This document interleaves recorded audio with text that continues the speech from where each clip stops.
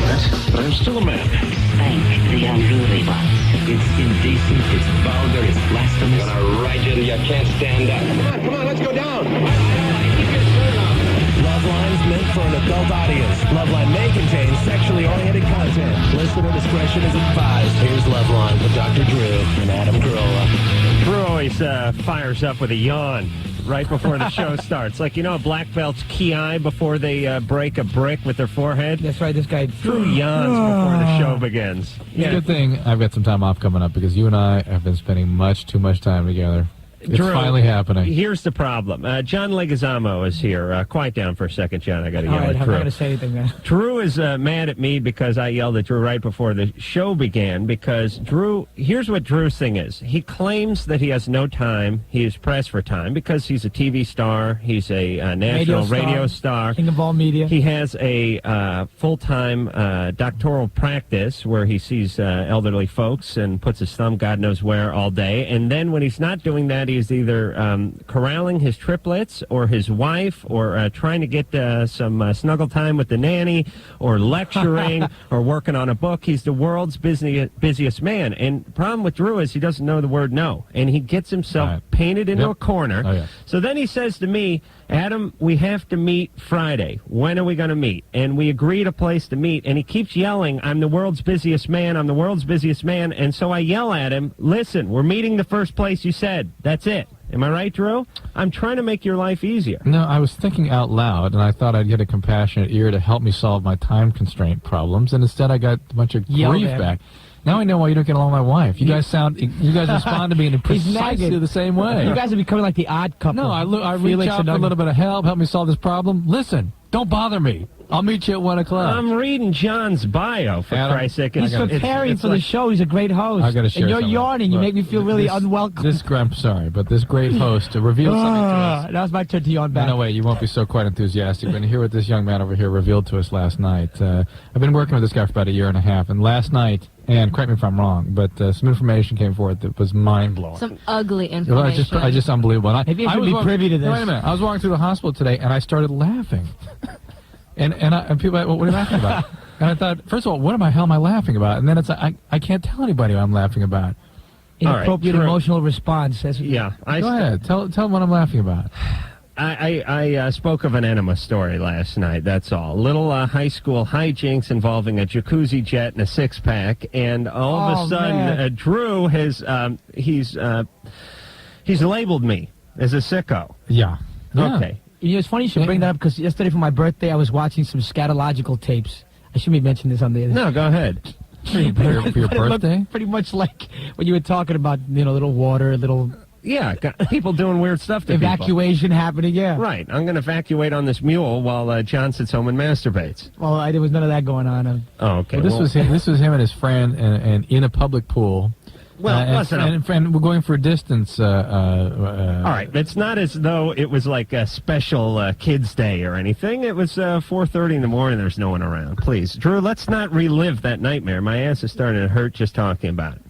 Let me move on, please. You know, the scatological show. Thank you, ladies and gentlemen. John Leguizamo is here. John, let me just give a list of the movies you've been in, because you're such a chameleon. You look different in every movie you do, and I'm guessing that people don't know that you've amassed this body of work. The Latin Lon Chaney. Yeah, in a real short period of time. I mean, it seemed like just yesterday you were doing the Spicorama thing on HBO, which is sort of where you seem to break. Yeah. And anyway, it's done The Fan, Romeo and Juliet, Executive Decision, Tu Wong Fu, the Julie Newmar, you remember that thing. Drag queen. He's doing Dr. Dolittle. You remember him from The Pest, and you don't remember him from Super Mario Brothers because nobody saw that. Except 8-year-olds. Right. We love you, Johnny. House of Buggin' on TV, Carlito's Way with Sean Penn, and who else? Who wrote this, my mother? No, I was reading it off the bio, because you've done a million things. All right, let's just chronicle your career for 1 second. You did that. To me, it sort of reminds me of Whoopi Goldberg. Like you're the well, come on. male Hispanic Whoopi Goldberg. I mean, the tall male. She did a one-woman show. Right, where she did all these bad comedies, telephone, jumping jack flash. Thank you for comparing. No, I wasn't going to go that far, though. I was thinking that. No, she did a one-woman show where it was comedy, but it was some tragedy, and it was pathos, right? Based on her life, based on the characters that she'd seen. And it sort of had an ethnic flavor to it. Right, a street flavor. And this was probably, I don't know, 10, 13 years 85 ago. to be precise. This came out. Immediately, she came out of nowhere. Everyone took notice, and her career just took off from there. Now, John's was basically the same way. When did Spicorama come out? I mapped it out to follow her career. Let me steal it. It was like I did it in 90.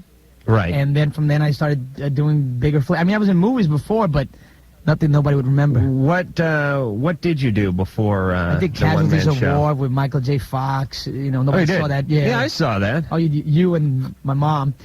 And then I did... That's right, we were together back then. Beautiful woman. Thanks. All right. Don't kill me. He's from New York. You know, kill me for saying that. It would have to hurt you. My boys from the Bronx be coming after you, Sean. And then what I did, Revenge with Kevin Costner. Saw it. You have no life, do you, son? No, I don't. I know how to pick them. Ah, boy, that's another... All right, but then the big HBO thing. Yeah, then the better movies came along. Super Mario Brothers. Right, you parlayed that. I knew how to finesse it into a big career. All right, but now you're doing Spawn. And, Drew, you saw the picture of John in Spawn where he plays Porco the Clown. And it is absolutely mind-blowing. And this is going to be just another John Leguizamo vehicle that no one remembers you from because you look nothing like you look. What was I saying to you? I said, John, do you know what John Leguizamo looks like about 2 days ago? He said, no, I don't. And I showed you the picture, and I said, you can't ask him. He's the busiest man in the world. He doesn't watch TV, movies. He doesn't know anything. He doesn't know from your show. That's where we match up. He's the laziest man and the busiest man. There you go. It's a perfect counterbalance here. Yeah. All right, so I nap and he takes notes while I nap. Let's see, 8:10 rolled over, 8:22 masturbated, 8:23 blamed his parents, then went blind salivated, went blind, and began masturbating again. All right, so Spawn out August 1st. Yeah, killer of a movie. Based on the comic book hero, the black superhero. Black burnt superhero whose soul has been kept by hell. There's a few little details you might want to know. And it's a real dark comic. It's not dark. Not a Superman, not necessarily a Batman, not but like a those real 40s or dark one. 50s comics where the guy was impervious, indestructible. Now he's got flaws. He's tormented psychologically. Well, he chain smokes and beats his wife. He's like a real hero of the 90s. Yeah. And blames the government. Clever fella. Now, this is what The Simpsons is to the Flintstones. Yeah, I guess it is. It's a little slightly darker, slightly edgier. Spawn is to Batman as Simpson is to the Flintstones. That's good. All right, engineer Mike, shut Drew's mic off now. I'm done. All right, and you are you're the evil clown, I'm guessing. I'm the evil, hideous, like a little cross between Danny DeVito and Chris Farley kind of clown. I'm like 4'11" and 400 pounds. Have you had people guess at who this is? I mean, because I would have guessed DeVito. It looked a lot reminiscent, I should say, of DeVito when he was doing the Penguin yeah, I'm a little in Batman. shorter. But is there any stories of people seeing the picture and thinking it's somebody else? Or, they don't even know it's me. Nobody's even going to know it's me until the credits come out and my name's first, and they'll go, yes. Oh, he's versatile. He's versatile. He can do all these things. He's 400 pounds. Because literally, 2 pictures ago, you were in drag. Yeah. Playing a gay drag queen, and now you're the world's scariest clown.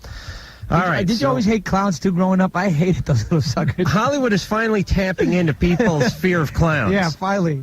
Clowns really reaches home. Like, the scariest thing you can do to a kid is take, like, a big clown puppet or doll and put it in the corner of the room with just the light coming through the curtain just the right way from the street lamp so he can fall asleep with one eye open. Make sure the eyes glow. They glow in the dark to add to the eeriness. Why is it? Why a clown plus an empty amusement park? Yeah, that's the greatest playground for terror. Think because it's too many Rod Serling Twilight Zone episodes, I think. Yeah, Rod usually starts by smoking a butt and walking through a deserted tent, at circus time through some with that hay ghostly or laughter. Eerie, the hair standing up the back of my neck. All right, Drew, you ready to go? Drew, more coffee. The reason the hair standing up the back of my neck, though, is that... all right, pleased with the elements already. Cassandra, 15. Hey, what's up, Adam? Hey. Before I say anything, I wanted to say something to John. I can't believe that he was on. I love John in the pest, and ever since me and my friends saw it, we've been saying that famous line, "See you later, masturbator." That's a good one. The pest are like 3 years old? No, 2.5. 5 months old, man. No, it didn't come out 5 months Came ago. out in February, yeah. No, it didn't. It did too. I was in it. I should know. Listen, do Jeez, my I job. thought that thing was older. No, it feels older now. I wish it had been 5 years ago. Maybe I'm thinking of House of Buggin' promos. Yeah. Cassandra, Yeah. did you like the pest? Yeah, it was funny. Okay. You're, I was kind of half committal. you got a question about marijuana, or what is your question? No, I have a question about, see, I work at this place where this 42-year-old guy works there too, and he's always, like, grabbing my ass and everything. And I never say anything to him because he, like, I don't know, I just don't. And he's always like, well, why don't Hold on, Drew and I are weird now. What is that strange male voice in the background? No, it's her voice, like, going through some kind of morph. Yeah, it's Charlie Brown's teacher. Yeah. Wah, wah, wah. We're watching Conan. No, this is your voice going through some kind of distortion. Do you hear that, Mike? Conan makes you go through kind of distortion. Mike doesn't hear it. Anyway. I don't know, it might be the fan.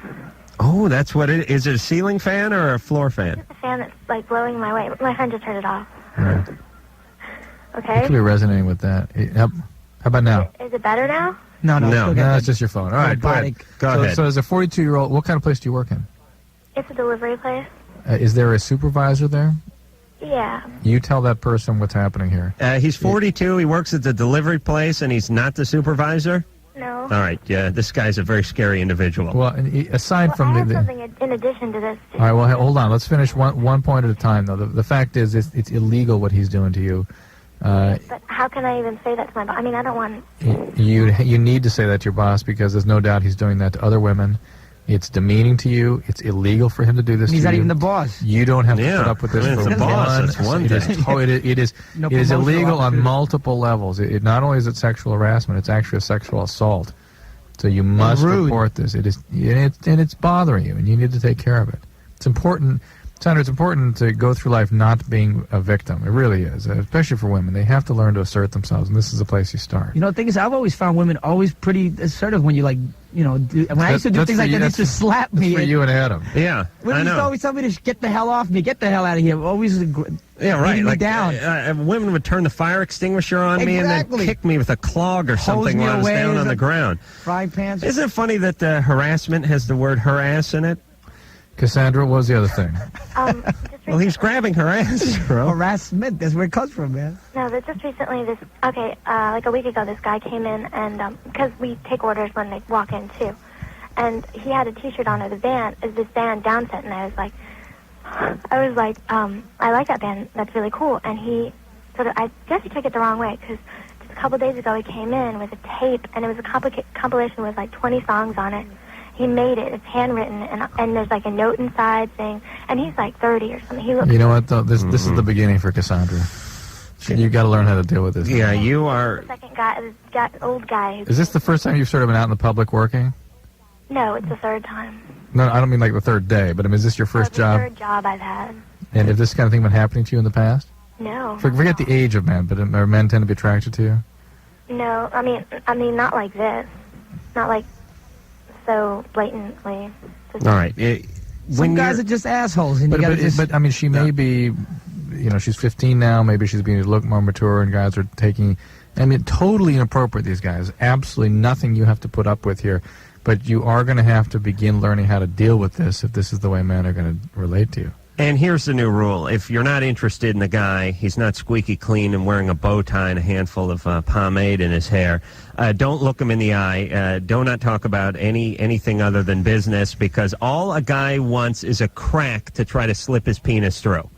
I don't mean it that way. I mean, he just, you know. Any opportunity. The door any opens opportunity. a little bit, you stick your whole foot in there. She says, hey, look at that T-shirt. That's nice. Oh, my God. Oh, she wants me. She's in love with me.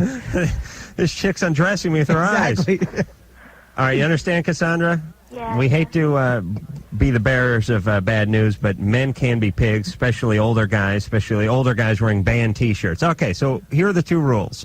Don't trust guys over 30 wearing band T-shirts that you've never heard of, and don't trust guys in their 40s who are working at delivery places and have no kind of managerial position. No authority. No upward mobility. Right. There's something that's gone terribly awry with their life. You're 42 and you're a messenger on a bike. Yeah, I think so. Hey, we need you to bring this bread down the street, Bernie. Ride your moped over there. Jason. Hey, what's up, guys? Hey, you're 17. You're on with John Leguizamo. All right. I got a question and a problem. You want a question first, or? Sure, question. All right. Me and this girl were arguing, and after intercourse, does a vagina ever stretch? Is it the same size your whole life, or what? It essentially goes, yeah, I mean, it's not exactly the same size. I mean, after delivering a baby, it's slightly stretched permanently. It's like spandex or something. But for the most part, it goes back to a tremendous extent. Really? Does it go exactly back to it? Not exactly back. What is the size of the average vagina, Drew? Do you know? 8 inches deep, isn't it? I don't think it's that deep. Well, I'm looking. Oh, thank God. Lucky for me. The world may never know. Drew. Yeah. What I'm saying, well, we're looking for a width here, by the way, John, not a depth. Oh, I'm I'm sorry. not a wishing well for Christ's sake. Body cavities don't, they collapse on themselves. I mean, I hit bottom, but I banged the hell out of the side. Yeah, there's no air in there, you know what I'm saying? Bada big. Adam? I was just laughing with John. Yeah, there's no air in there. Don't mind us, Drew. Don't worry. All right, so it stretches out to how many centimeters? What's the average kid's handles head? a baby's head. What is that about? Well, I mean... 8 centimeters, 10 centimeters? 10 centimeters? What is that in American terms? I don't know. You got to figure it's a small cantaloupe. Yeah. It's a small cantaloupe, and my penis is like a, one of those nobody wants peppers to they give visualize away that. over at the hot dog stand. So I'm hoping there's some retractability. All right, so Jason, it can stretch out, but your penis isn't going to do it. Yeah, penis is not going to do much at all. All right. So it basically does seem so like a virgin can be bigger than others, right? A virgin can be smaller than others, you mean? Well, and bigger. You mean what size it is what size it remains? I see what you're saying. Yes, you could have a virgin with a tremendous vagina, and you could have a woman that's been with 40 guys and just be like a pinhole. Yes. Yeah. Okay, That is true. like what you look at the eclipse through. Yeah, I mean, this is not exactly right, but that's the idea. Oh, what's the other thing, Jason? Whatever thinks it's a neat term. What is the problem? Thank you, John. Neat is the word. Perhaps we'll do a two-man show this time. Yeah, why not? Let's not for anything spam, like a vagina. Unfortunately, the title "The Past" has already been taken. Well, I'm talking about him. Go ahead, Oh, Drew. Sling thy mud upon me. No, I'm talking about him. Oh, yeah, you're retracted now. Drew's made 3 jokes in the last 4.5 months. He's on a roll, everybody. What's the problem, Jason? Okay, the problem is the same girl who I have an argument with. Well, it was just a little discussion and bet or whatever. But we've been, like, hanging out, and we're real... Who won? Kind of close Who friends. won the bet? Huh? What did you think? I thought they grew because, I don't know. I didn't think that some girls could be that big and be virgins. Listen, though, Jason, you arguing with a woman over her vagina is like her gambling over your testicles. Well, Please, I mean, who has the clear advantage here? And arguing with them after sex, what kind of You're bedside manner is 17. that? You've seen 2 vaginas and pictures of 3, and she's been living with one her whole life, and you're having an argument And now over he's it? the expert, for God's sake. What's the problem? Oh, yeah, and Oops. we're pretty tight, but, I really like her a lot more, and, you know how you sometimes pick up the wrong vibes, like you're all horny, and then you're thinking, well, shoot, she wants me, But, it's kind of like, well, what vibes is she sending, and what do I want to do with this? Do I want to stay friends, or do I want to try A translation, please. She just wants to be friends, I'm guessing. I mean, anytime you're gambling over the vagina, though, I got to believe it's a step closer to sex. I mean, you wouldn't do that with someone you weren't interested in, would you? Why would you talk to a girl? Wouldn't talk about sex. She'd talk about leaving or something that she's got. Right. Jason? Yeah. So this is just a friend of yours. This isn't someone you've had sex with. No. And you'd like to take it to the next step. Yeah. But you are speaking freely about the vagina. Yeah. Is that your method of loosening women up and getting to know them? Well, you kind of argue with them to get a little, Right. Get a little some kind of emotional response. I'm not getting enough information about this relationship to know what the hell's going on. All right, Jason, here's the thing. You're 17. She's how old? Work on him. All right. Go ahead and give it a try. No, I think the reason we're not getting a good, clear understanding of what's going on here is there is no relationship yet. He needs to develop that. No, first. okay, but he likes her, so why not get a try? relationship going, and maybe then there will be something physical that follows. Okay. Maybe. All right. Try charm. commercial. How about that? I was going to say, next time arguing, instead of gambling over the vagina stretching, you could argue over the mouth stretching, and that'll really lead to something. Vance, you're 25. It's Vince. Oh, it is. Yeah, All right, hey, well, it says Vance. It's pretty close. Hey, Adam, I like your analogies. Thank you. My coworkers and I really enjoyed the anima story last night, too. Yeah. Let's. I'm kind of hoping that one will die. It probably will. I hope nobody tries Why? it at home. Because I could see myself running for Senate one day on the Enema platform. Yeah. Hey, got a question for you. I had a girlfriend a little over a year ago. Got pretty serious with her. And went out for about 5 months. And we had planned some trips and stuff. And about 2 days before a trip, she called me up and said she wasn't going to be able to go. And could tell something was wrong, couldn't figure out what it was. And a couple days later, found out that she was moving to California and she was going to get married. And that was like just a total shock to me. Mm-hmm. And she was probably carrying on the whole time. You know Nostradamus. I don't know. She was a flight attendant. Okay. So I don't know what that means. All right. So you're ahead. Pardon? All right. Well, what's your question? You've been hoodwinked, flim-flam. Well, my question is, what do I do? I'd like to get in touch with her again. Why? I can leave you again? I really had a great time with her. We got along great. She's getting married. Well, I don't know for sure. She said she was going to be. Leave her alone. Here's the deal. If someone is actually getting married, you leave them alone. If someone says to you, I can't see anymore, I'm getting married, even if I'm not getting married, you leave them alone because the point is leave me alone. It's moving away. The point is, leave me alone. You got a better shot even if they're actually getting married than them just manufacturing an excuse to get away from you. Oh boy, guys are thick. Guys think and here's what a lot of guys don't understand. They think that once they have intercourse with a woman, that somehow she will then be yours from eternally, that day forth. And she is mine. I have conquered her. Right. It ain't like that. I was trying to think of another character from Dudley Do-Right.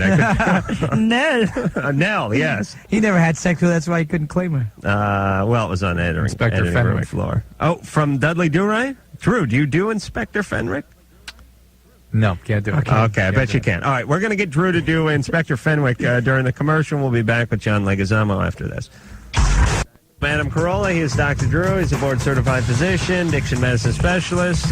Just got off the phone with the bookie. Phone number, 1-800-LOVE-191. Fax number, screw ya. They never get any good faxes.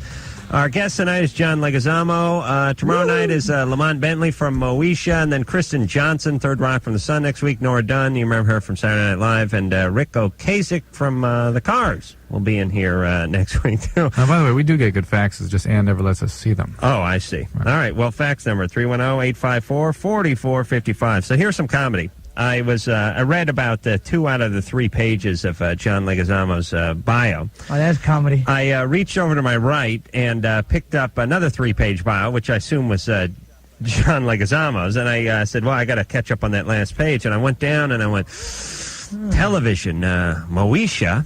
I didn't know he did Moesha. Well, what are you going to do? South Central, I'm the Man, The Sentinel. What the hell's this? All right, let's get down to the film. I am diverse. Buffalo Soldiers, Tales from the Hood.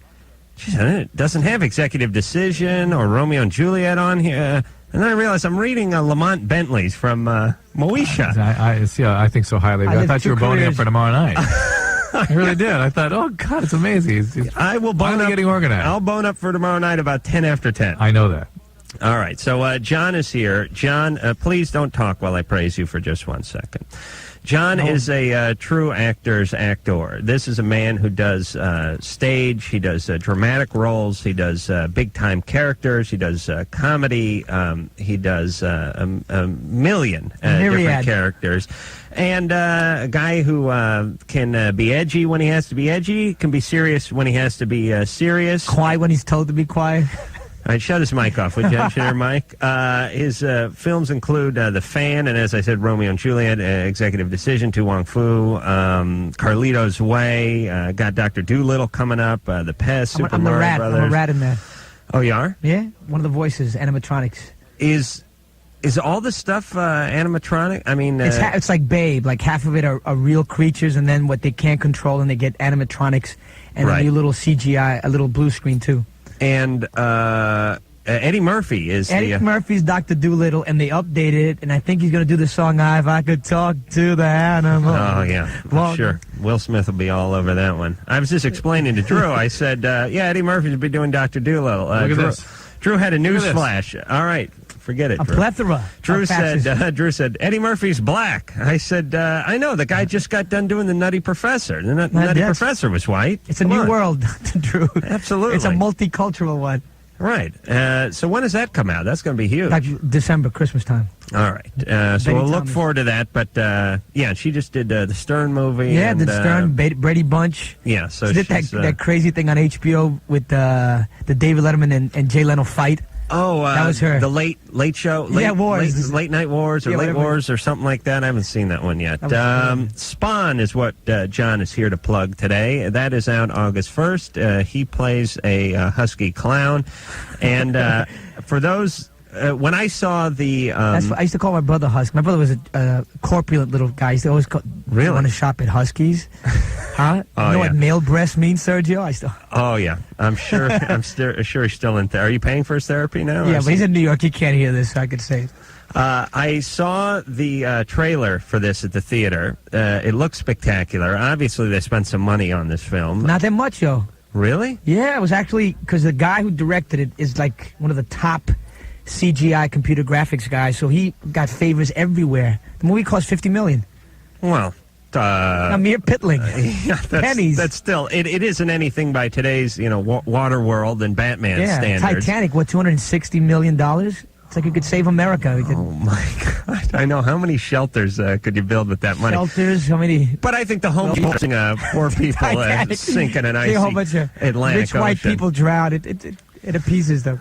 What? I got to share facts that you guys are going on here. You're gonna be offended by this one too. This is from a guy in Seattle. Could you please get our Seattle station to quit using the promo Loveline, a cross between Dr. Ruth and Dennis Rodman?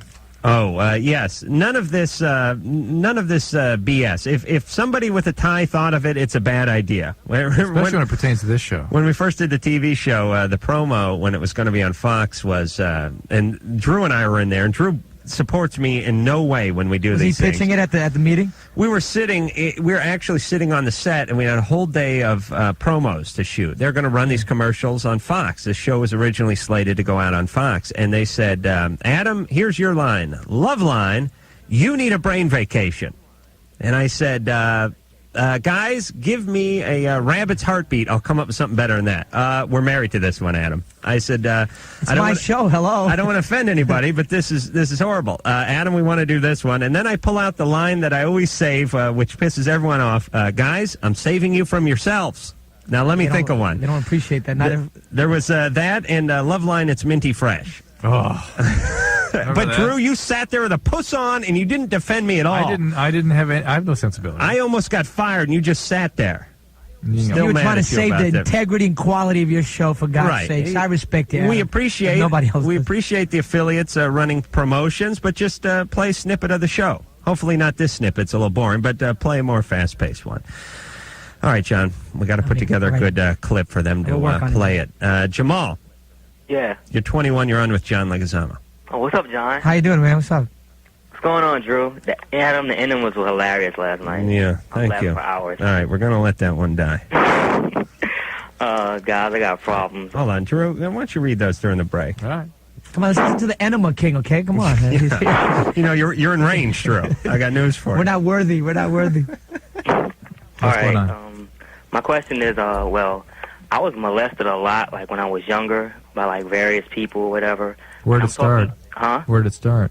Well, my mom told me, like, way back, this guy, one of my friends, like, older friends, tried to rape me, but it didn't happen. But, like, my first thing I remember was, like, when I was 6, an older cousin, it was a girl, and, up until I was, like, 13, because I moved to another state, and it was, like, older, like, friends of mine, or whatever, and that caused all types of problems. Right. And were these were men and women? Yeah, well, it was only like one, my cousin, a female cousin at first, but Early, then right. it was like later. But usually women grow out of rape, and men seem to pick up the torch somewhere around 10 and just keep going. All right, so what's going on? I talked to a counselor at my university, and I told her everything, and she was basically saying that I was just experimenting with my sexuality at the time. How old were you? I was between the ages of 6 and 13. Oh, give me a break. I mean, Give me a I never break. initiated any of this stuff. Look, you were abused. Victim. There's no way that a 6-year-old is going to be know what sex is in an overt genital fashion unless somebody's done something to them. Yeah, but and to the extent that you sexualize somebody under the age of 12, you're traumatizing them. That's the experimentation. Yeah, Give me a break. Causing all types of All right, problems. all right. So what's going on? I can't. I'm very I sabotage my relationship. Sure. I mean, I'm very shy when it comes to No, girls of course. anyway. And I used to think that I was gay, but I don't think so now. Well, but of course, having been through these experiences, it makes typically creates a lot of ambivalence about one's sexuality, and you're right in the middle of all that. Hey, Jamal. Yeah. But here's the situation. I mean, here's what I'm hearing. Most people we talk to, 21 or not, who've gone through what you've gone through, are so effed up and so deep in denial and so busy acting out that they don't even come close. As a matter of fact, we have to wrestle them for 20 minutes just to admit to get the that there was history out. some form of rape or molestation that had gone on. Now, you have obviously got yourself some counseling at some point because you seem very comfortable with this. Have you? I can't really change it right now. Right, but did you get some therapy or something, though, Jamal? Did you get some therapy? No, I just talked to a counselor. How is it? Why is it though? Why are you so comfortable? I don't mean you know that in an what? accusatory way. I'm gonna put a bet down here. I'm gonna bet his mom is a very, very healthy person, and he was just in an environment that she couldn't contain, and he got taken advantage of in that environment. Is that about right? Yeah. Yeah. See, he's got some health. Well, you're good. He's got some health in his relationship with his mother, and he's got there's a foundation there. Yeah, me and my mom are extremely close. And Dad's not around, right? Huh? No dad. No. Yeah, and that's where the behavioral stuff came from. See. Okay. So. But, and counselors can be good though. I went to counseling for 4 years in my life when I was in high school. Of course. Yeah, I did too. Out of high school, but so I should just find another counselor. Do you think? Not yeah, this lady find another anymore? therapist. Absolutely. You may have to be paying. I mean, Adam had to pay when it was his whole weekly salary. Really? Yeah. Well, my dad was nice enough. Here's what my dad's proposition was. He looked at me when I was about 19. He said, son, I know your mother. I know your stepmother. You're going to have some serious problems with women. I thought he said sorry about the childhood. And sorry about the childhood. Now, I know I've screwed you up for years to come, but I'll tell you what I'll do. I'll find a therapist for you, and I'll go in halvesies. And I was like, all right. That's a caring pops. Come on. It was, and I was making $7 an hour digging ditches on a construction site, and it was literally, after taxes, it was a day's worth of pay, out in the San Fernando Valley, out in the sun, toiling for the 45 to 50-minute hour that you have in therapy, while the person just sat there, nodded their head, and went, and how did that make you feel? But I swear to God, it works. It doesn't. It's not like getting your car detailed or something, though. It's not one of these things where you see immediate results. It is definitely a process. I mean, it's like geological. Getting, I would say that getting, some emotional help is akin to like getting a black belt. It's Right. not the kind of thing where you go down to the dojo for the weekend and you come and you're out. gonna pick it up right away. Yeah. Right, you make a, wax you on, and Chuck, wax off. You and Chuck Norris are starting, And by the starring way, in a movie. I was thinking about this today. The healthcare delivery system is shifting its priorities in such a way that it is almost impossible to get third-party payers, meaning insurance companies, to pay for the kind of treatment, Adam, you're talking about here. Right. You have What to pay about for it out of your pocket. I went to a youth counseling league, which was that I only paid like a There's dollar. all kinds of I paid prorated a dollar things. for my therapy. Prorated stuff out there. There's a lot of very talented people. Unfortunately, people aren't even being trained today to do the kind of work we're talking about here because there's no one to pay for it. They can't make a living doing it. And it's real sad as a society that we're not going to pony up the relative pittance to get the people the help they need psychologically, but we will pay for the 911 calls, the cops, the incarceration, the penal system. And we'll pay for the pharmaceutical agent. We'll pay for the medicine. We'll pay for all the things to alter them and all the thing. And, but I mean, all the things these people are going to get into. I mean, you got a guy who's battering his wife, and we're not going to give him counseling, yet we're taking cops off the street, sending it over to his house, then he's going through the court system, then we're putting him in jail for 18 months, and we're feeding the guy, and we're giving welfare to the family. I vote for Adam. Thank you. Thank you, John. You're not a Republican, are you? No. Oh, good. He's a Nazi. Thank you. No, I'm a Jew-loving Nazi. Okay. I guess I'm retracting my vote. No, I'm a Nazi who loves Jews. He was an extreme. He was a liberal right? that came around the other side, and he's You know, they're a little too far right. Stop typifying me as a Nazi, please. I'm offended. I will run on the enema ticket next year. Kind of libertarian. Thank you, libertarian. All right, Drew, sell the hell out of the next call. Steve, bad year of marriage, wife left, gotta have her back now. See, he'd benefit from the Adam Carolla counseling program. All right, back with John Leguizamo after this. Loveline, I'm Adam Carolla. That is Dr. Drew.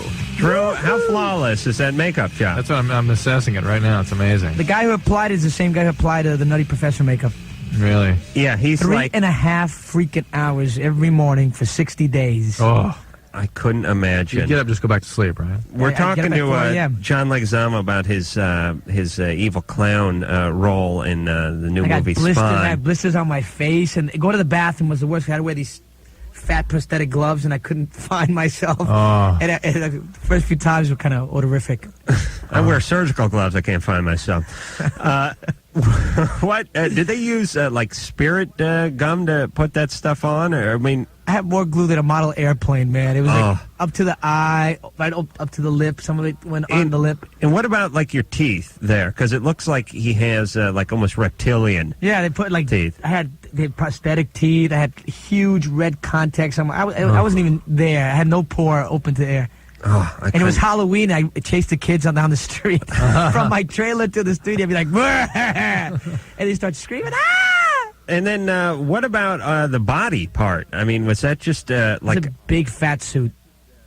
And it would soak up like 30 pounds of sweat all day long, so it got heavier and heavier. Oh, my God. And people come up to you all day long going, are you really hot in there? Is it really, really tight and constricting? Is it, you feel like you're getting constricted and constricted as you go? You go, shut up! Oh, yeah, they go, I'd go insane if I had to wear that for more than 10 seconds. I was hostile. I was kind of a...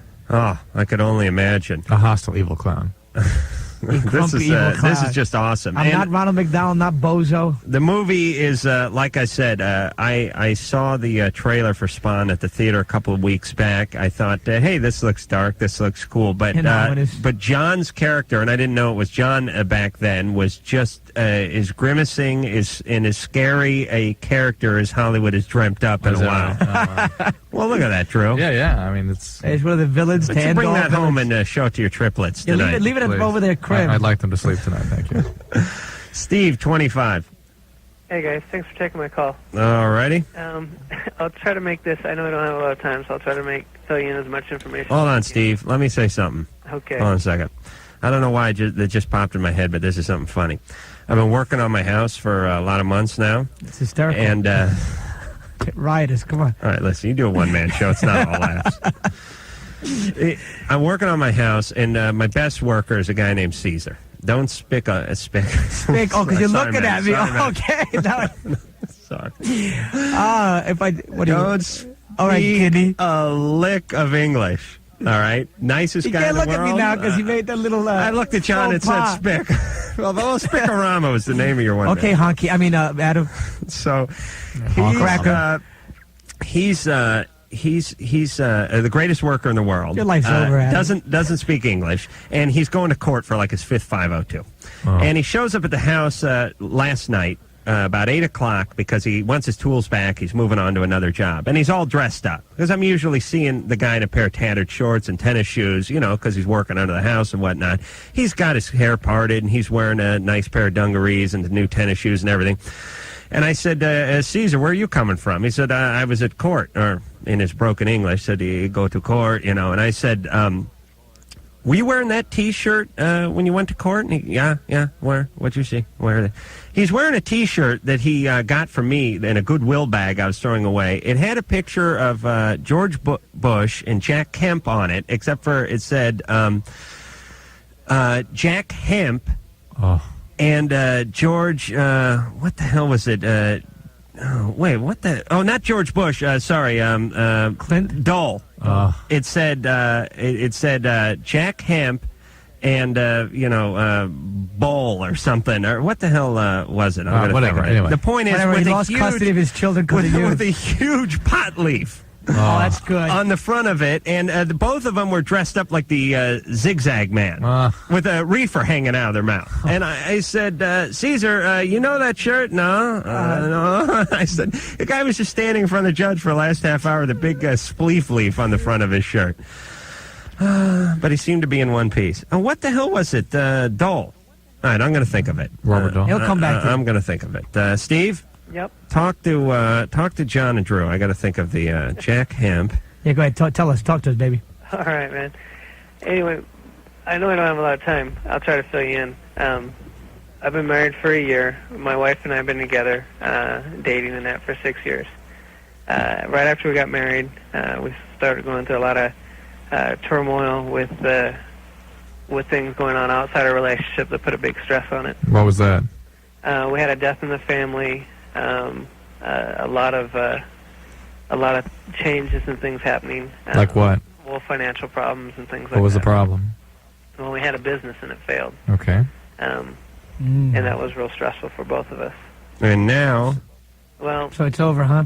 Well, she left a few months ago, and she came as a total shock to me. I thought things were getting better, and she says that she's not in love with me anymore. And it's what I've my done... heart, man. How old is she, Steve? 23. So you'd been dating her since she was 16, 17? 17. Mm-hmm. Since she was in high school. Right. And I've, through my own, I guess, psychoanalysis of myself, I've come to the realization that I've been very controlling and possessive of her. And I've made several attempts since this to show her that I'm trying to change. She says right now she just wants to be friends. And it's real hard for me because I love her more than air, and it's hard. I know. I keep getting these different books, and I'm reading. I'm trying to figure this out, and I'm getting different advice from every direction. What are you trying to figure out how to get her back? Well, yeah, basically. There is no such thing as getting her back. Oh, geez, if someone could write that book, he'd be a millionaire 10 times over. Steve, here's the situation. And would create so many effed up relationships. Right. Steve.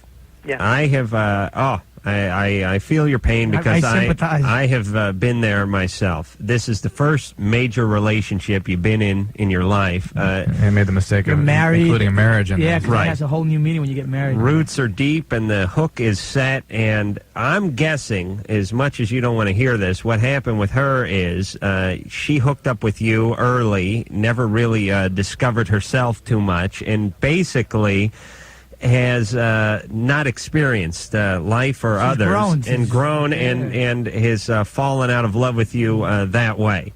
And there's really no talking somebody out of that at all. You have one chance, Steve. Your one chance is to not... Stalker. Two chances. You cannot put the full court press on her in any way, shape, or form. Women are like cats that you bring home from the pound the first day. If you go, if you're one of Drew's little triplets goes chasing after it, it scurries right under the bed. Your only shot is to put a bowl of food out and walk away.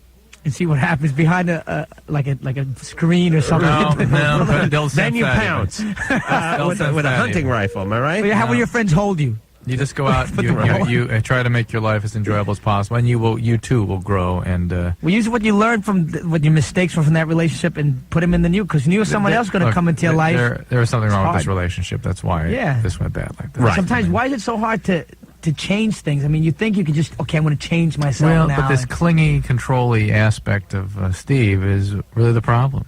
Yes, and the most powerlessness you're ever going to feel, if that's a word, is when you're trying to change somebody that ain't budging. I mean, there's no more frustrating experience in the world. As my 4 years of therapy, thousands of dollars, and it all came down to this. I was really in bad shape over my first girlfriend, and I was trying to figure out ways to get her back. And the one thing I do remember from therapy is my therapist looked at me finally and said, Adam, sometimes the answer is no.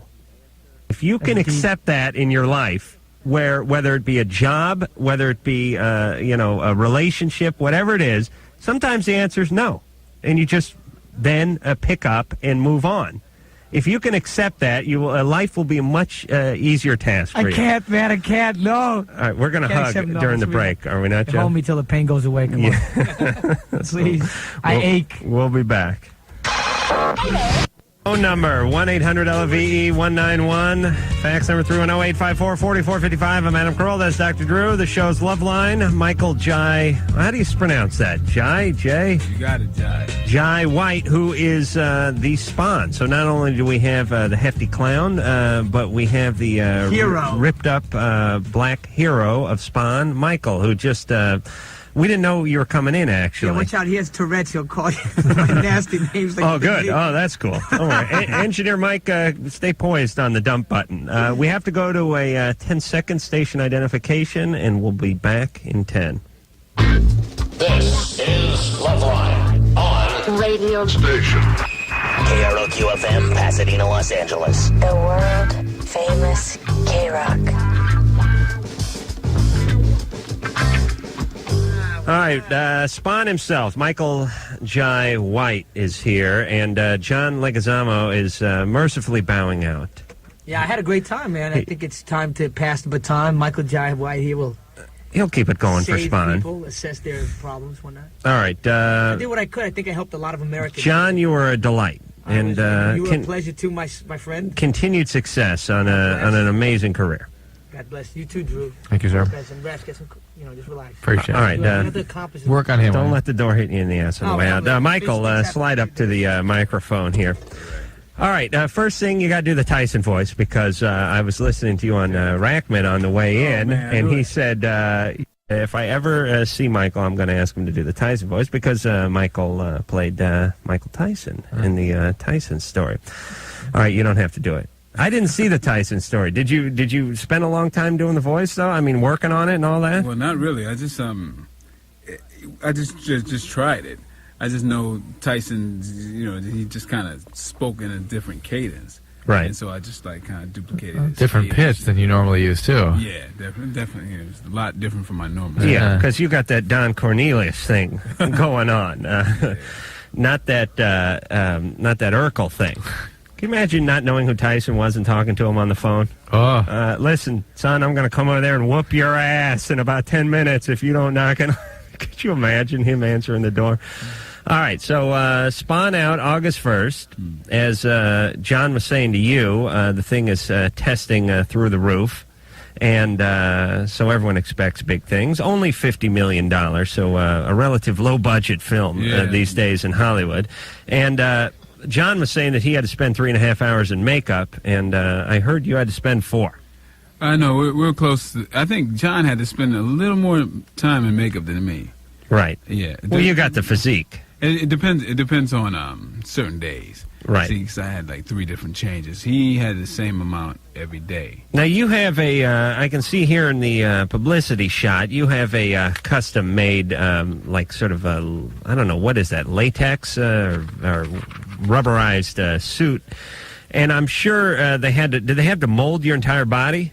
Well, they took molds of me and then they made the suit from that. Right. So the suit is almost like a 8th layer skin, kind of. Oh, Jesus. Yeah. Really? This is what you look like? Yeah, that's one change. Well, I have one change where I have the armor. Right. And I have other changes where I have, like, the burnt flesh. And what'd they do? Did they just put, like, plaster on you? Like they're giving you a body cast or something? Well, that's how they start out. With the body thing is, like, they sculpt the suit. And, 3 people help me get into the suit. Mm-hmm. And then they zip it up and they glue the headpiece down onto the body.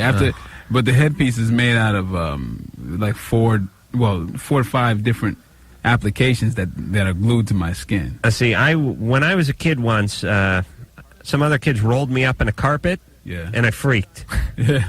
And I thought, I think if I ever had to be stuffed into a suit like this, I would just start going. I would just freak. You'd have to get a psychiatrist. And how do you breathe through that thing?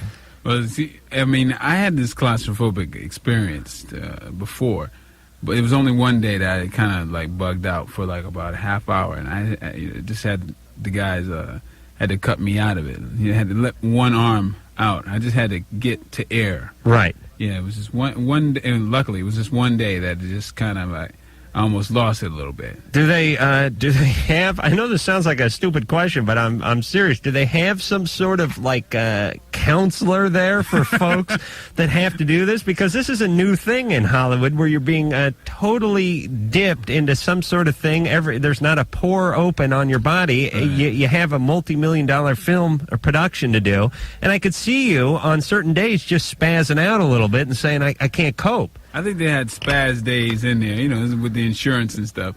But I just like it was like a mental exercise. It was a strength of will type thing. Well, you're a martial artist, I hear, and quite accomplished, by the way. Black belt in a few different disciplines, and I guess you had to draw upon that. Oh yeah, definitely. Did you choreograph some of your own stunts and moves using martial arts experience? Oh, yeah, every fight that I do in the film, I choreograph. Was it easy, or was it difficult, I should say, to maneuver around wearing all that stuff? It's pretty hard. Sometimes there were cases where I had to do a lot of my own stunts, and I'd be running on like 100-foot high catwalks and stuff. And in this type of a suit. Oh my God! Right. One of the problems is because the stuntmen couldn't move like me. Right. Because I kind of move, a little different. I've been doing martial arts for like 22 years. Right. And but I had the stylized movement that I wound up having to do myself, and it gets a little rough. And the suit's kind of restricting because like if you, like in scenes where I have to pick up a gun or something and point it. Right. The whole suit is trying to force my arm down. It's like he ends up smacking you back in the mouth with the butt of the gun. And the last thing you want to do is be this superhero, this like this demon from hell who can't hold a gun still. Do you? Let me ask you this: you're a black superhero in the movie, and I don't know the character that well, but are you always in this? I'm showing the picture right now. I know this is good radio. Are you? do you go back and forth like Spider-Man would do, for instance, from a regular date?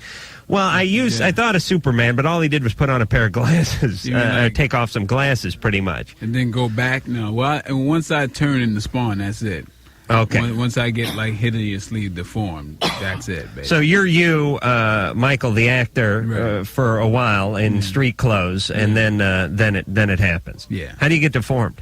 Well, my boss turns on me, and he's like acting under John's will, by hell, and they're trying to make me the general of Hell's army in the Battle of Armageddon. So they enact a plan where they incinerate me and I come back 5 years later. Oh, so it's your boss, but it's not really like your manager at the Wiener Schnitzel or something. It's like Satan is your boss. Oh, well, no. My boss is played by Martin Sheen. See, I'm like the most lethal soldier in the armed forces. I'm like this black ops kind of guy. Mm-hmm. And so I've got these leadership capabilities that the forces of evil want.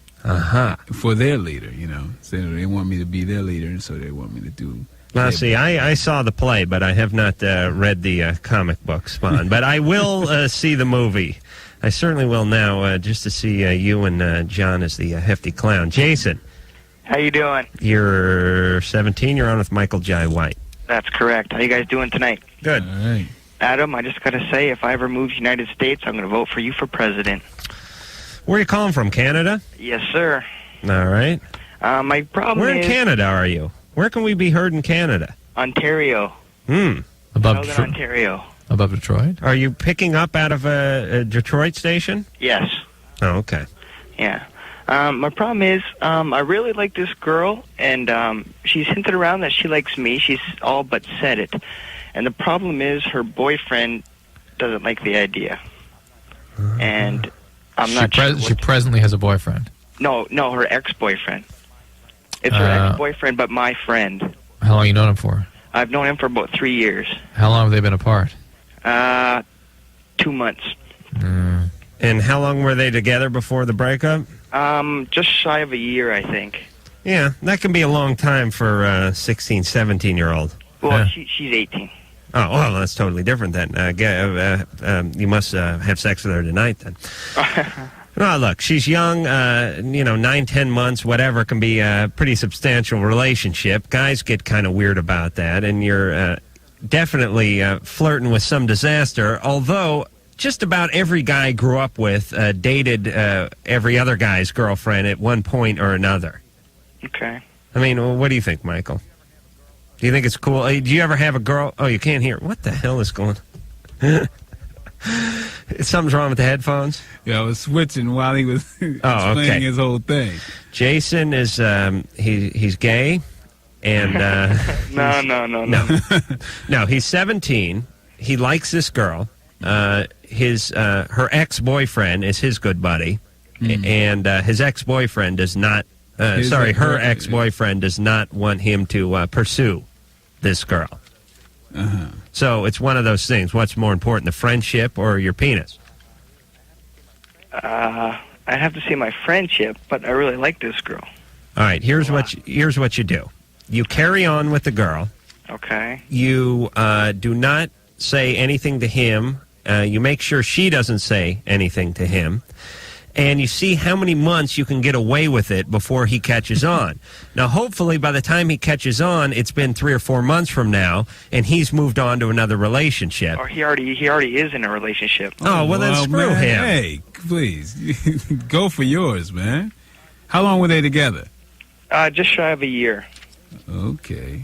All right. He is in another relationship, please. Who can kick whose ass? Well, I'm big, but he's a little bit bigger. Okay. Could you kick him in the nuts and run?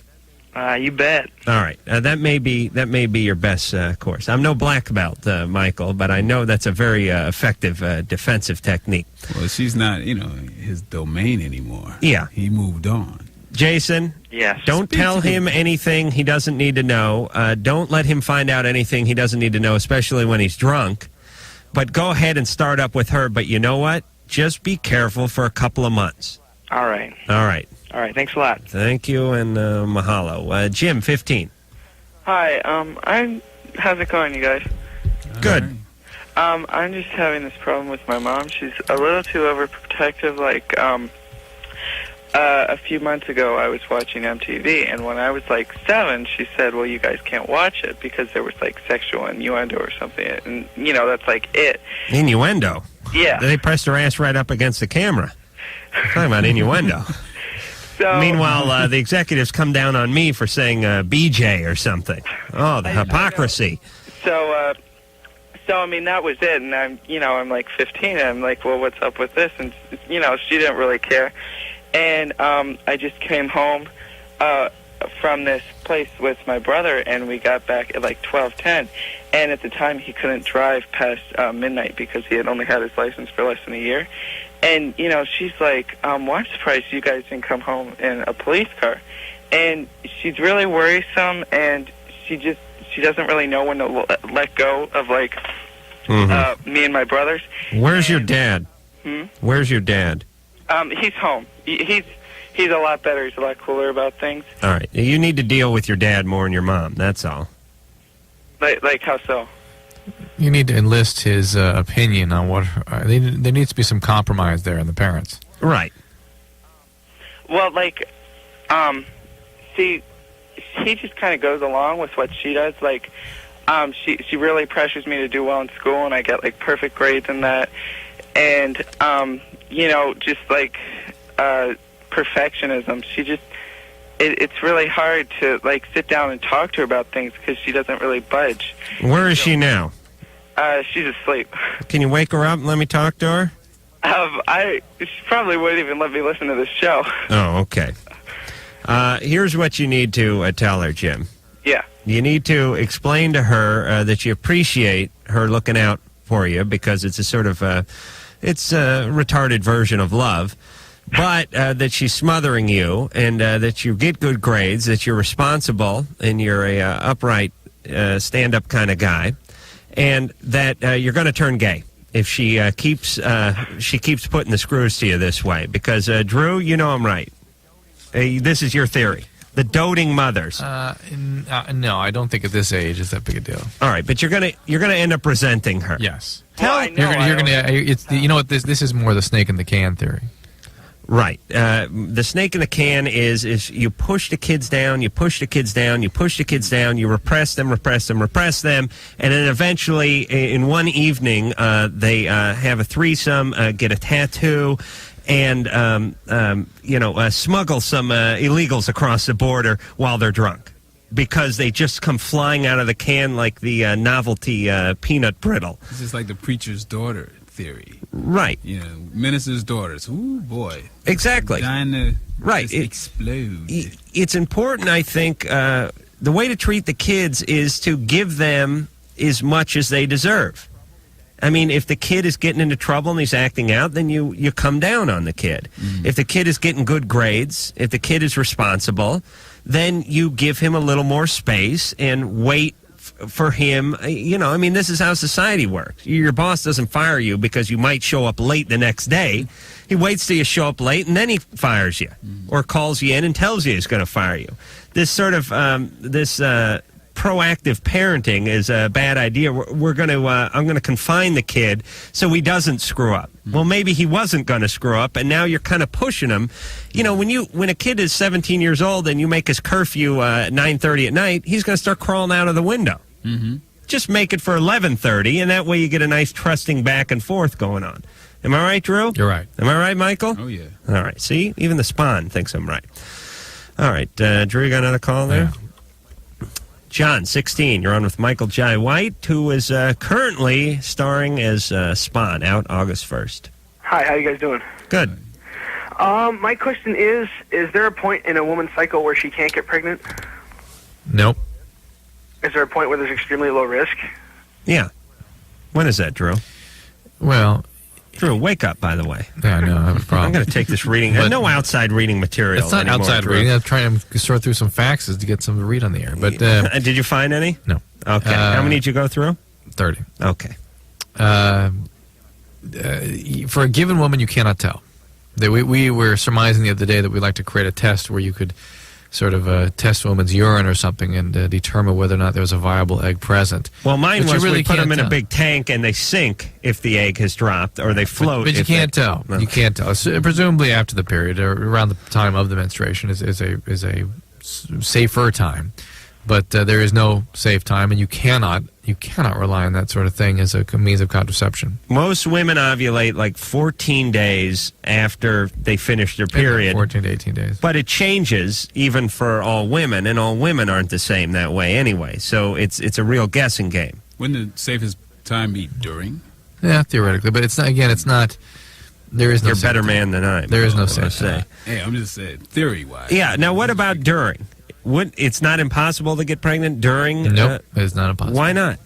But what is the likelihood? I mean, can you put a number to it? I can't put a number on it, but I mean, the fertilization takes place in the tube, not in the uterus. The uterus just has to be prepared to take the implantation. Right, but isn't it? Sorry, go ahead, Mike. I mean, if you're talking about the day after, then the day before. I mean, the last day of, wouldn't that be more safe? It's great when you can't. just in theory wise, I mean. You may be a black belt in karate, but not the vagina. You're like a green belt in the vagina. No, you can't. I don't think you can speculate like that.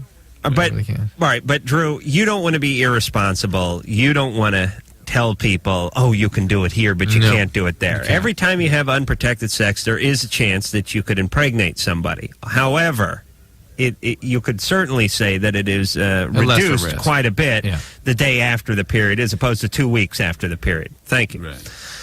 Brandon. Hey, how's it going, guys? Good. You're 17. Yep. And Adam, I just want to tell you that I've been listening since Ricky Rackman, and I'm a first-time caller, and you have been the best out of all the hosts of pissing Drew off. Well, thank you. The most effective, certainly. Well, that's true, but Drew, you're incredible in putting up with it. So Thank you.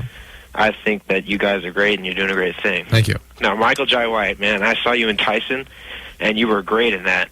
Thank you. And it was really good, and I can't wait to see you in Spawn. I've been a fan of the comics since they first came out in '92. Hey, man, it's off the hook. I know, it's really, great, yeah. and I heard that's just like it, so I'm really looking forward to it. Now, my problem is I've had a girlfriend.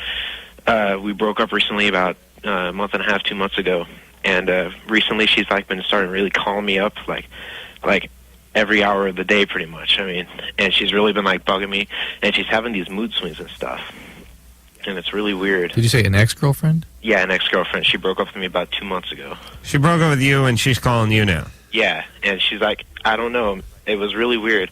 She broke up with me because like I wasn't spending enough time with her because I was working a lot. At least that's what she said. But I was like trying to spend as much time as I could with her, and I thought things were going good. Right. And now recently she's been like calling me up and getting like her friends to call me and calling me at work and really just bugging the hell out of me. What are they bugging you to do? To like go see her and talk to her and try to work things out. And all No. and I've gotten over it, you know. I mean, Good. Stay over it. Yeah, don't get back involved in this. You will regret it. Yeah, and you know the beauty of guys is a relationship can just completely come to a head, and you can not know what the hell is going on. I mean, I've done this so many times in relationships where if you'd pulled me in one room and said to me, you know, a year into the relationship, how do you think it's going? Oh, we're like peas in a pod. I love her. She loves me. There's a respect. There's a camaraderie. Things couldn't be better. We're getting more serious. If you pulled, then did like a split screen and spoke to my girlfriend, it'd be I'm sleeping with his dad. I'm at my wit's end. He's the most diabolical, evil, and scary, irresponsible, alcoholic, deviant man I've ever met in my life. And the only thing that keeps me coming home is my half of the cleaning deposit. Isn't this amazing, Drew? Yeah. What is it? You two, I need a stick to smack both you two. That's what it's like I'm giving a speech over here, and Drew, why don't you go home? You don't want to Really? be here. I'd love to go home. Just go home. We don't need you. I can do the show. No. All right, well, let's go now. Come on. I'm here. Hey, Michael, can you believe we get paid the same amount, me and Drew? Hey, man. That doesn't seem right, Hey, does good it? balance. Good balance. Good balance, yeah. Good. Cool. He's good ballast is basically what it is. I'm the sail. I'm the clipper ship. He is just the rocks in my hull. All right. We'll be back with Drew. Will have a new and renewed attitude when we come back. Michael J. White will be as cool as he ever was, and we'll talk more about Spawn after this. From Spawn. He is Spawn, and that is out on August 1st. And, Michael, what other projects you have coming up? Well, I've been selected to play Jackie Robinson in a independent feature about his life. Have they made a feature about Jackie Robinson yet? I'm sure they've made documentaries and television stuff. HBO touched on it when they did this movie called Soul of the Game, but it kind of focused on the Negro Leagues with Jackie Robinson, Satchel Paige, and forget the other guy.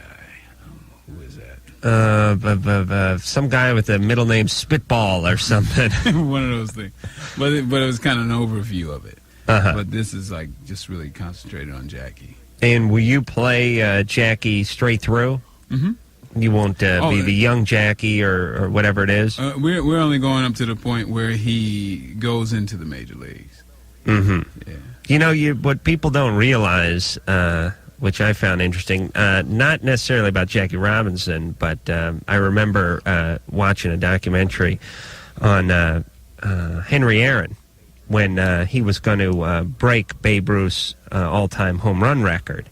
In, I don't know, when was this? Mid-70s, something like that.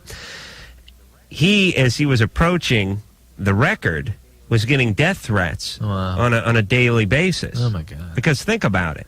I mean, here's this old fat alcoholic white guy who's sitting on top of one of the most prestigious titles in all of sports. I mean, there's pretty much, heavyweight champion, and then there's pretty much, home run champion.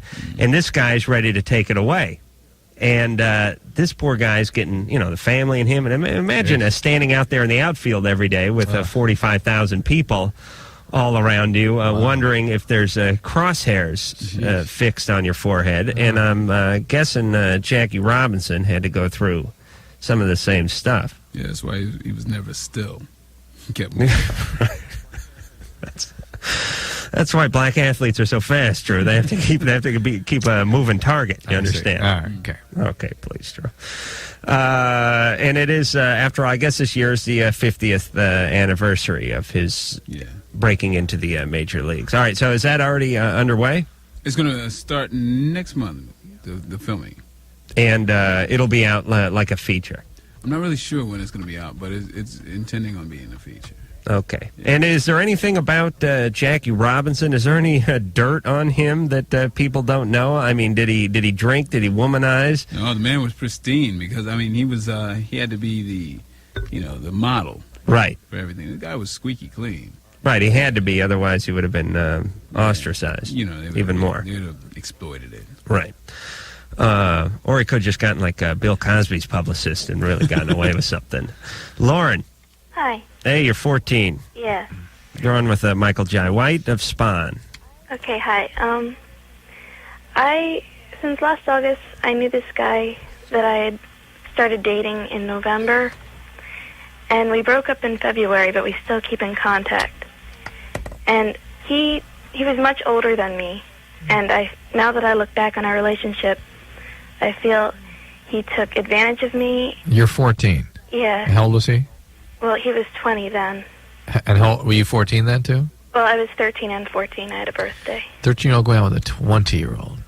Yeah. That sounds healthy. Yeah, you wouldn't have to tell us that the guy took advantage of you. We could predict that, just set the scene, and we know what's going on with the guy. I always like to put it into perspective because sometimes people just hear 6-7 years and don't think much of it.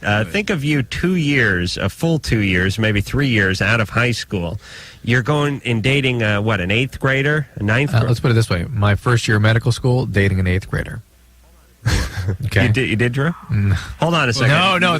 Hey, Engineer Mike, wake up. Put that on a cart. Please, don't make me ask twice. That was a gem. Sorry, There's go a ahead. question. Did he know how old you were? Yeah, from the start he did. Okay. He is impaired. Well, did you have sex with him? no. Oh, well, that's good. All right. Then he's just an idiot. In a way, I distrust this guy even more for not trying to have sex. Well, I'm sure he tried. But, I know, it's sad. Thank God Lauren has got the wits about her. I don't know. Enough emotional health not to do that. I don't know. Did he try? No. See, I told you, Drew. Yeah. Would you have done it if he'd tried? No. Okay. Did he know there was a relationship going on? What? You sure this guy wasn't just driving the bus or something and talking to you? No, there was a relationship. What were you doing physically? I mean, was there saliva exchange? Yeah. Okay. We was just basically making out and stuff like that. Could you imagine? I couldn't even imagine making out with a 13-year-old when I was 20. It's like, come here, baby. Yeah. Well, Don't be uptight. I looked back on it tonight. I'll get you a new Hello Kitty folder if you... What's that? I looked back on it tonight, and I was just really hating myself and realizing how sick he is and how sick I may be. Mm-hmm. I just spent before I called, I spent 20 minutes crying over this. Okay, well, you're not in real bad shape because the relationship is over. Well, it's not really. We broke up in February because my parents found out how old he was. But we basically still write letters and occasionally phone call. I think I should be arrested. Still writing letters. What? I can't even fathom that. I swear to you, I know it's a really sick notion, but hold on a second, Lauren. I understand, even though it's criminal, what guys do when they're attracted physically to a young woman and want her for nothing but sexual purposes. And even though it's deviant and it's sick, I sort of understand what they're thinking. I mean, I don't want to excuse it, but I can see the rationale. They're horny. No one's going to date them their age, and they see this young, nubile woman they want to hop on top of. But to start up a relationship of letter writing, holding hands, and making out with a 13-year-old is even more screwed up in its own way. A little less dangerous, but even more screwed up. I wouldn't trust that guy as much as I'd trust the guy who at least wanted to have sex. Do you know what I'm saying? Yeah, I mean, maybe the guy's looking at something that, is a symbol of innocence, and, when he was that age, and, how... Yeah, it's the same thing, though, as a pedophile, though. It's the same deal. Yeah, It's the same deal. All right. So, Lauren, will you finish this relationship already? Yeah, well, that's what I was thinking. I wrote him a letter also tonight, just saying that if he doesn't get together with himself, that I want to discontinue letters and, sodomnize phone calls. Where's he? How far away is he? He's about an hour away, 45 minutes. Uh-huh. Well, I mean, you've been trying to end this? Not trying to, but I realize that this is just not going where I'd like it to go. You said you hate yourself for doing this. What's that all about? Huh? You said you hated yourself for doing this. What is that all about? I hated myself for believing him. No, but that's totally normal, Lauren. I mean, every 14-year-old fantasizes that the guy that they get close with is their prince. For me, it was Bobby Sherman when I was 14. That's what causes women your age to make a choice to go have sex with somebody, oftentimes a lot older than them, because they believe they're going to marry them. All right. So, Lauren, you have 3 sane, non-pedophile men telling you that this guy is potentially dangerous. You're doing the right thing. Don't beat yourself up, but end the relationship. I suspect that when you try to end it, he's going to come on pretty strong, and I think you need to threaten blowing his covers. It's time for Pops to start loading the rock salt into the shotgun. Local authorities of whatever type you need. James. Yeah. You're 13. Yeah. I got a question for Michael J. White. Here he is. Gotcha. But first, I'd just like to tell you guys how great job you're doing. You guys really helped me a lot.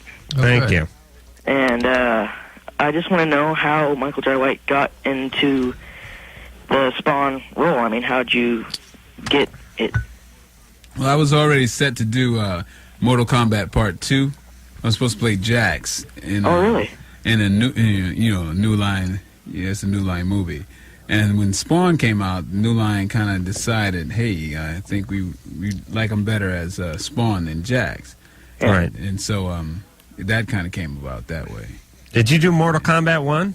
No. In fact, I was supposed to do Mortal Kombat 1. They created a role for me. Mm-hmm. I left that to do Tyson. Then I was set to do Mortal Kombat 2. I left that to do Spawn. I was slated to play Peter McNeely for the Tyson one, but they wanted me to lose 20 pounds, and I said no.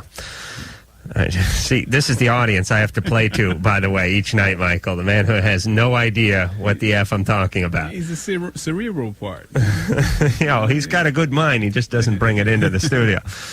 All right, James, anything else for Mike? Yeah, I'd just like to tell him what a great job he's doing, and I look forward to seeing the Spawn movie because I've been collecting the comics for a while. Thanks, man. You're gonna like it. You're really gonna like it. The trailer doesn't even give anything away.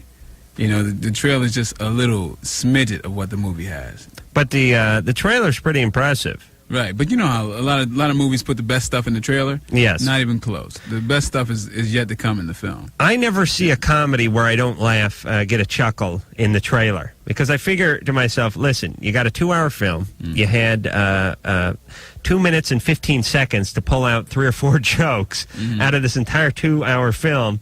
And if I ain't chuckling in the trailer, I ain't watching it. And it's the same with horror movies. I like to be shooken up a little watching the trailer, and when I saw John in that clown thing, I just about messed in my pants.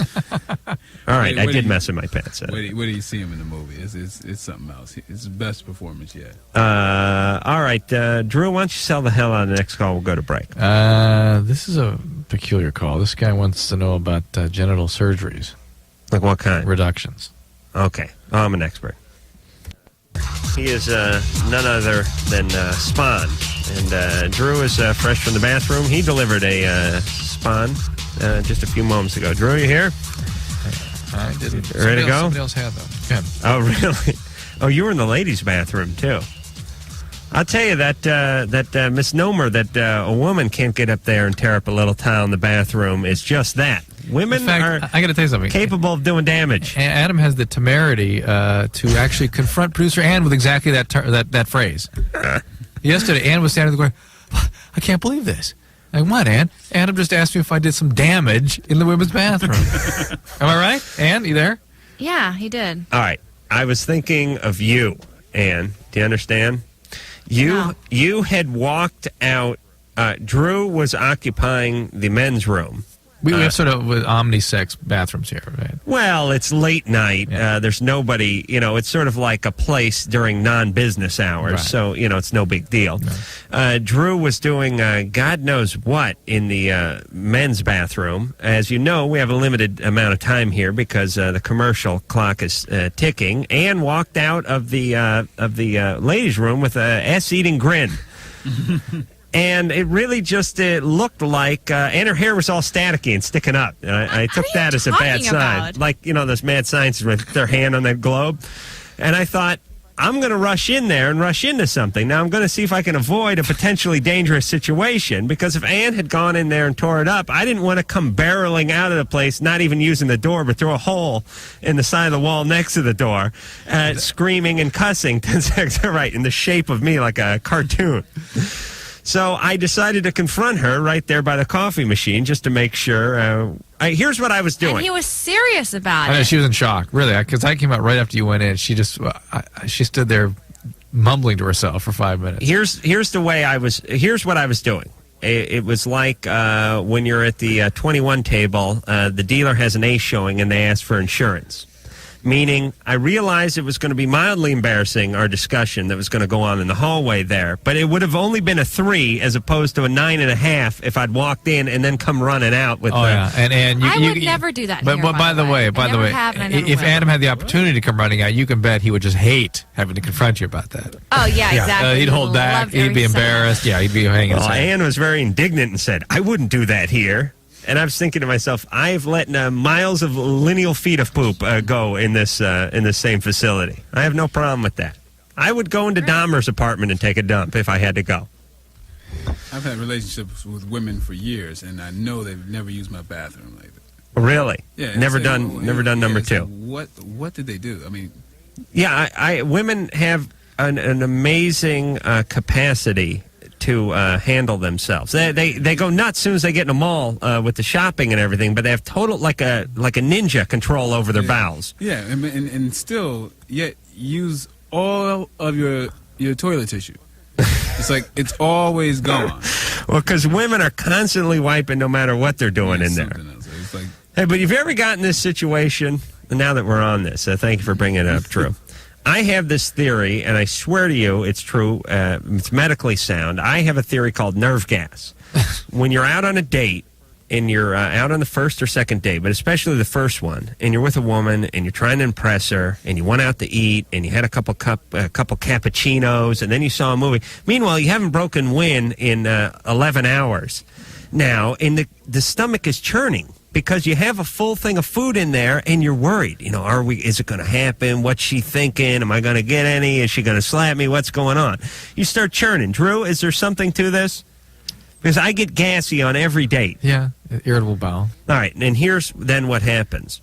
You're in their small one-bedroom apartment where basically the bathroom is attached to the bedroom, and they're pretty much a little kitchenette right off that, and that's it. Now, instead of taking bathrooms and doing them up in cork like they should, they would do them in tile or some sort of like a masonite or something with a high-gloss finish. So the smallest fart is going to sound like an avalanche in a bathroom, especially when you shut the door. You got the hollow core door working. You have that shoddy apartment construction where there's a good 1.5 inches underneath the door. You're in essentially an echo chamber, and you know that the second a sound comes out of your ass, it is going to come booming through the wall. That's why I always run the water. I'll actually turn on the shower and the sink. Right. And then sit down and see if I can do the business. And my technique is the throat clearing technique. If you ever have to break wind in front of a woman, face your ass away from her, face your throat toward her, and go, and if you can break wind the second you clear your throat, she'll never hear it. Or, a caller, or make some, right. yell. Make some sort of a distraction, like start a fire or something. If you're gonna have one of those silent but violent ones, that's you gotta have a match. Light a candle, right? Match, right? You light a match, it just kills everything. And if you're out in the car and you let something go, you can always blame it on the catalytic converter. But you know what I think? You should fart on the first date any darn way. Get it over with. You know what I mean? It forces them to just, it forces you to get to know each other like really fast. Yeah.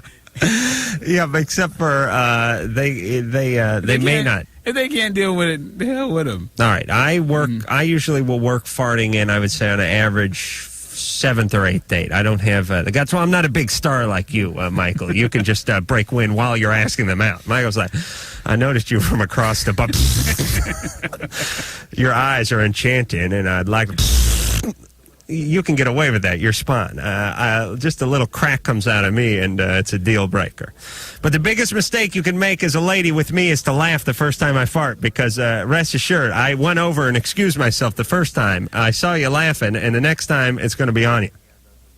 Drew, Michael. Don't laugh at anything Adam does. He'll do it again. You ever do the Dutch oven under the covers where you let something go and you let it percolate and then you do the flap? See, me and my girlfriend on this point, now I'm like letting it all. Go ahead. I'm like being disgusting now. Hey, wait a minute. Did you fart in the spawn suit? Because that could be dangerous. Yeah, it comes right up the side. You see this little bubble that's rising. It's like doing it in a comes tub. into the mask, yeah. And it just squeaks right out your eye. Yeah, and then I just grade it, and I go, that was a 7. You guys were separated at birth. All right, so what? I finally found a challenger to the gas throne. What's your girlfriend do about the farting? Is she all right with that? Well, you know what? At first, I thought her nose didn't work. Really? Really, because I would like get away with little tiny ones, and I just see, look at her for a reaction. No reaction. Right. Then, so I started like amping them up a little bit. Sure. And no reaction. And and then you have those empty stomach ones, man. They're like really, really bad. Yeah. And I hit her with one of those, and I'm telling you, no reaction. And it's like, man, her nose just doesn't work. I'm not going to trust her anymore. Very polite. That's love. No, I just thought her nose didn't work, and I thought I could be walking around stinking, have body odor, and she never would know it. No, one of the big jokes that God played on humanity is that women's noses are much more sensitive than a man's. Right, they usually are, but you know, it is. No, she didn't know. I swear, she really didn't know. No, what do you think, Adam? What's the probability that she's just being polite and lying? No, she knew that the balloon over her head is. Oh my God! Because because now for some reason, and the balloon coming out of Michael's ass is oh my God too. By the way, now she can detect them. For some reason. Sure. Yeah, she's more comfortable now. Yeah, but it's like I don't get away. Well, maybe because I'm like a little too lax. Right. No, that's she still doesn't get the little one. This is why the advice I give to ladies is first time the man breaks wind in front of you, bring down all the power you can on him. Really raise hell, because if you let him get away with that one, it will escalate. He'll be farting on your grandmother when she comes into town just a month from now. Dave, you're 27. You're on with Dr. Drew and Michael Jai White from Spawn. How you gentlemen doing? Good. My problem, I have a abnormal sized penis. Mm-hmm. And I was wondering is there any type of surgery or anything to reduce it? Mm-hmm. What are you having difficulty with? How's the penis slowing you down? I have no problem with meeting women or, attracting women. It's just when it comes to the intimacy, it scares them off. Mm. What size do you think you are?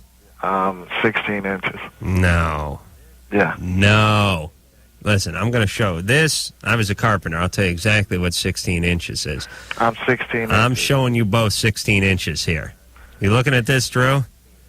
This is way too much penis. Now, I finally found out what happened to the rest of my penis. Dave took it, son of a bitch. 16. 16 inches. And that's, you don't measure from your asshole. You got to start from just your stomach. Right. I don't know of any surgery. I mean, there are surgeries that will shorten it, but it's hard for me to imagine that it would be done just for, shall we call it, cosmetic purposes. Would you trust any surgery? On your penis? If somebody told you that, it was like. I only been intimate with one woman. It was a prostitute. It wasn't, anything that. That's why it's only been one time. How's the girth doing on it? It's a good size. I'll say it's probably about 2 to 3 inches. That's just flat across there, too. All right, for some reason, I believe Dave. Now, I would downgrade the 16 to maybe 11 and a half or something, but even that is not really workable. I mean, there's no way I'm going camping with Dave. I mean, no type of surgery on anything. There are things out there, but hard. Well, what are you going to do? I mean, you're talking about removing the middle portion? Yeah, would you trust it, though? Yeah. I mean, there's this Bobbitt woman that could help you out a whole lot. I'm hard-pressed to believe that somebody would actually do a reduction. I just don't think it would actually happen. You know, if I told you there was somebody who was like, you know, the leading surgeon, would you trust him?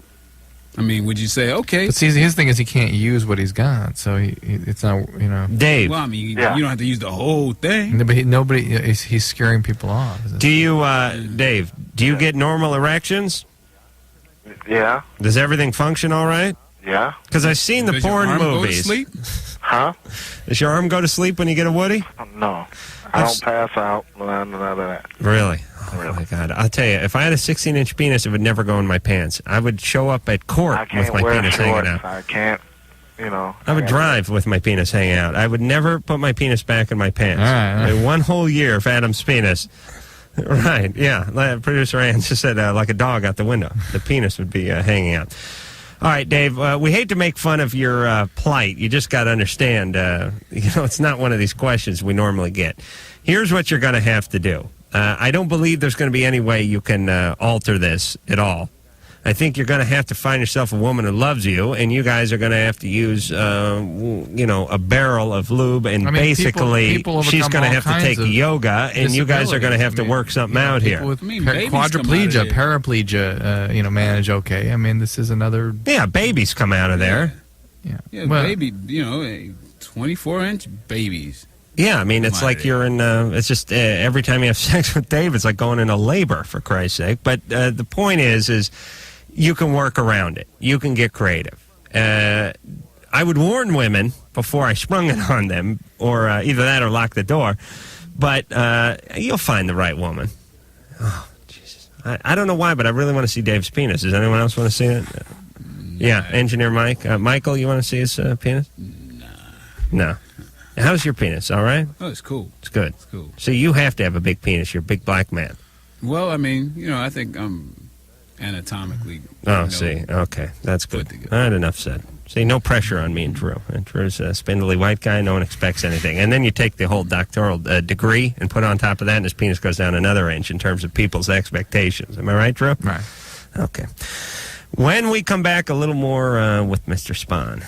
More recently, Michael Jai White for coming in. Both of Spahn, Michael playing Spahn, out August 1st? Yep, August 1st. And I'm guessing it's not going to be one of these art house films that is only in certain districts of San Francisco, L.A., and New York. This will be all over the place. You cannot miss it. And I suggest you go find it. I've seen the trailers. I've seen the stills. And hell, they dropped $50 million on the plastic suit they put on Michael. So it has got to be worth your $7. Thank you for coming in, Michael. We do appreciate it. And welcome back anytime. You are welcome back, I should say, anytime you'd like to come out and plug whatever other project you want. Or just to come in and talk about gas for an hour and a half. We can do that. All right, so until next time, this is Adam Carolla for Dr. Drew saying mahalo.